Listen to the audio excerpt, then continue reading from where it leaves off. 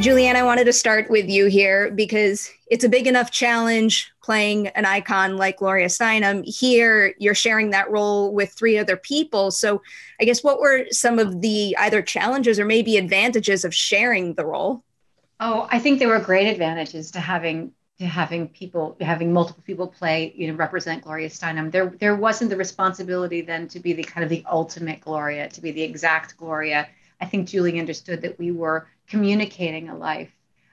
We weren't sort of like trying to copy it, specifically. So I love the fact that we were all these different stages of her, and so also not just her, but also kind of what the movement was, what Gloria's life meant to the women's movement and how it encapsulated that.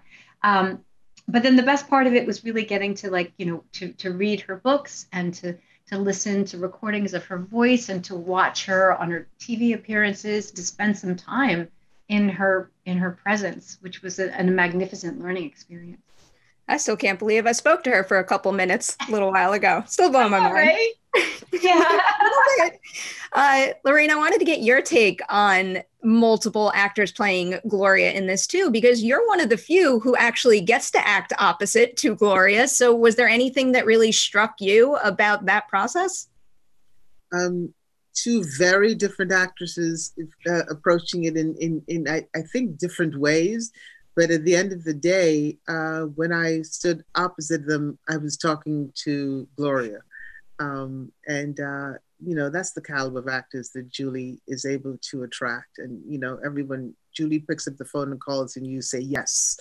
And then you figure out what it is you've just said yes to. So, no, it's a magnificent cast. And the group scenes, especially the newspaper scenes and the Ms. Magazine scenes, gosh, those were really fun when we were all in the sandbox together.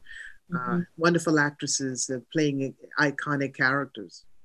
I did want to ask you about the scenes in the office, because you're both such experienced and accomplished actors, and just even beyond your performance when you're on set, what do you both like to do to kind of create the best possible tone, especially when you're sharing a scene with, maybe an up and coming actor who's getting their moment to shine right there? How can you kind of bring the best out of them in their role?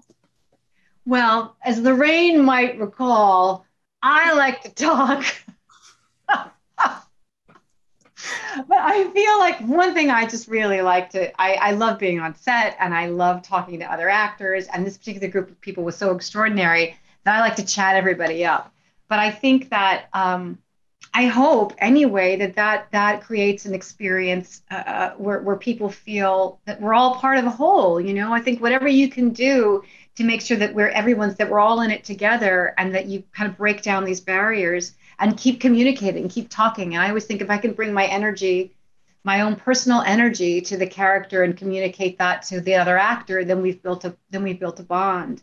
But I don't know, Lorraine, did I talk too much? Well, I have something to say about that. You know what? She's underplaying what she actually brought to the set, because the bottom line is that Julie's generosity set the tone, honest to God.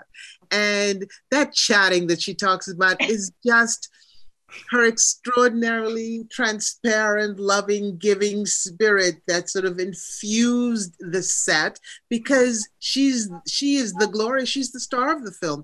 And so when she opened her arms and opened the doors and suddenly we were so embraced by her, it made it a very safe place to work. It made it a joyous place to work. It was fun.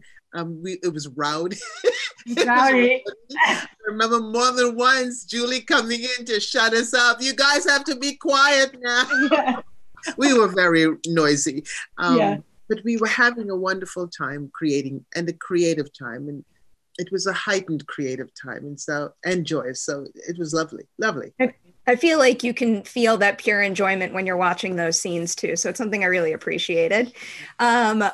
I also wanted to ask you, Lorraine, just about Flo in general, because there are a lot of people in addition to Gloria in this movie who really deserve their own feature film. So if I mean, if or when Flo gets her own movie, what part of her life would you be most excited to share with other people?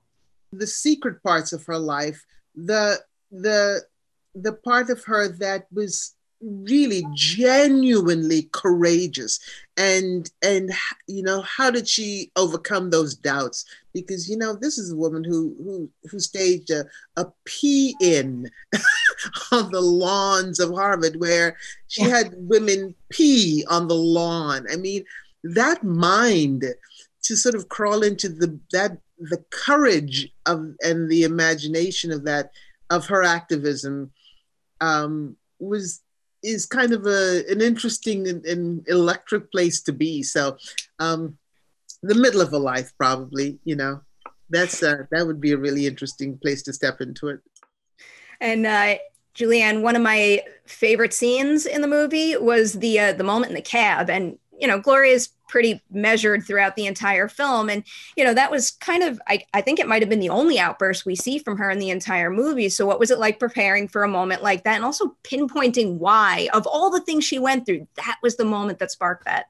Well, it's interesting that you said that, because that was the most challenging thing for me to do, because I don't have any evidence of her in all of her recordings and anything that I saw of her exploding, of her getting angry. So we have never seen it visually. I haven't heard it.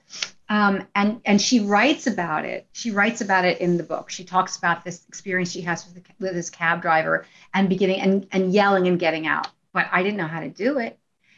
So that was the one place where it felt the most alien to me, because I didn't know, I hadn't seen the evidence, so it was a little bit of a leap of faith, and you kind of had to go with what her rhythm was in the book. And I think it was a conflict. It's interesting. She talks about what she was hearing on the radio and how she asked the cab driver to turn down the Howard Stern, who was talking about a school shooting, and that sort of set her off. So you kind of understand, like, it was just all too much for her. If I have time to squeeze in one more, I feel like, Julianne, I have to ask you this because I have a Jurassic Park tattoo and I can't help it. I do, and I adore it. Have you ever been approached to return for one of the movies? And if not, would you ever? Because I feel like there's more to that character that I need to see on screen. Yeah, Sarah Harding. Maybe she's not done yet. I don't know, but no one has approached me. That's okay. But if they did, yeah, sure, of course. Is it okay? Thank you for remembering old Sarah Harding. I adore that franchise with all my heart. I also adored this film. Thank you both so much for your time today. I really appreciate it. Thank you.